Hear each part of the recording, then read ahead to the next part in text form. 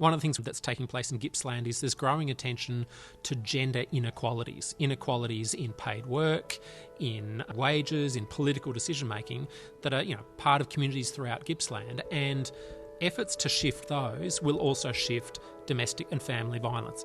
I'm Natalie McDonald. I'm the Chief Executive of Quantum Support Services here in Gippsland. Hi, I'm Michael Whelan, the Mayor of Coast Shire Council. Hi, I'm Ellie Wasty. I'm the CEO of Coast Shire Council.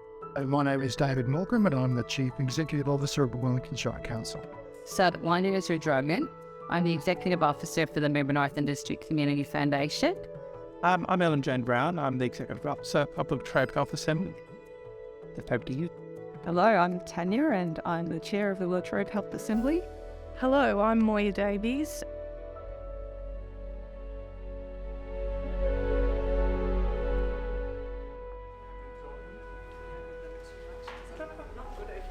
Did you see those numbers? They were bloody horrific.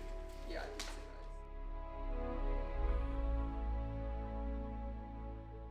What's my response to our domestic violence figures? Gippsland's unfortunately always been at the top 10. Wellington, I think, was first in 2020, so it's incredibly sobering. And it really sheets home to us that we need to work hard to try and understand what causes it and to find appropriate solutions. Yeah, look, we've only just, so a Gender Equality Action Plan, we've only just released it. There's a number of actions from that. So some will be easy, some will be harder, but we've made a start.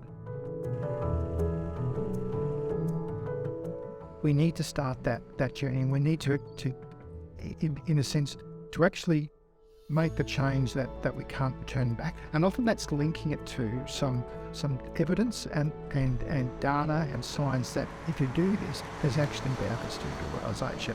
And more, we're seeing that evidence. We're seeing that if you do have inclusive employee policies, for example, that you actually benefit. Productivity increases, you get more people applying, it just makes sense. We can do something internally here, but we also have a role externally as well. So we're also a leader in our broader community.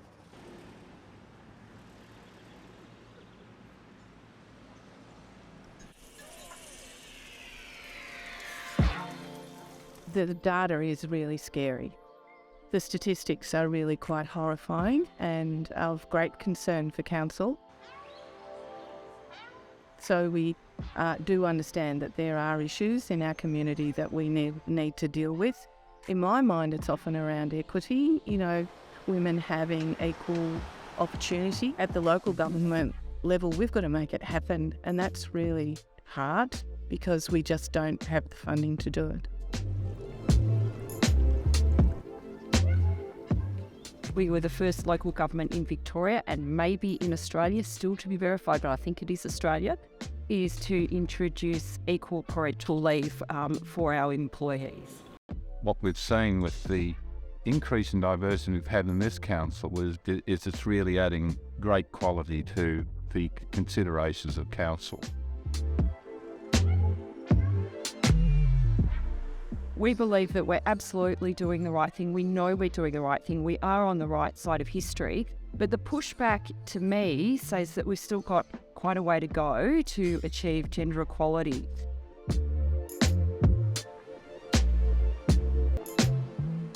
I think the challenges are about working in the trade where health and wellbeing outcomes for the community are not always the best.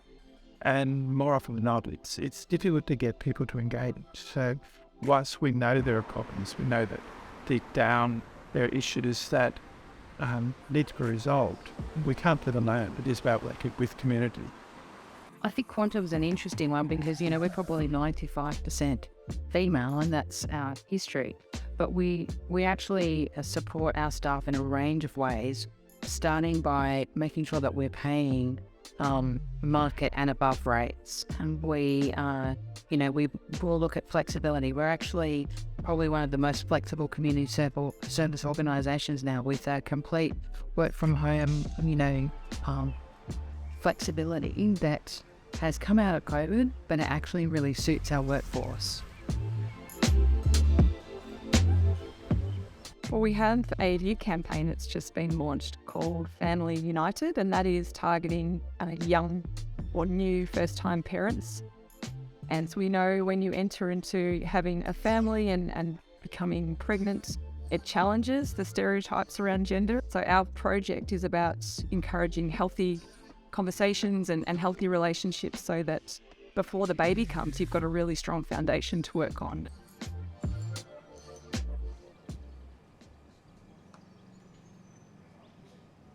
We need to tackle just the stereotypes. But interestingly, from my own personal perspective, coming here from Ireland, I found the gender stereotypes pretty rigid. It's not that we're out there targeting family violence as an issue, but rather recognising that in all the work that we do, it is embedded, and that as we unpack the various activities, we might discover them and create an awareness.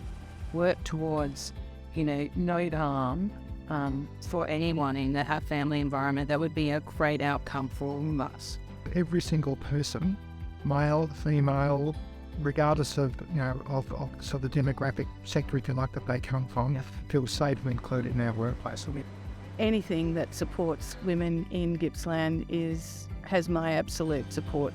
Community has a powerful voice and has a range of experiences that can inform all of our thinking, and that if you are prepared to give a little, then the outcomes will be amazing.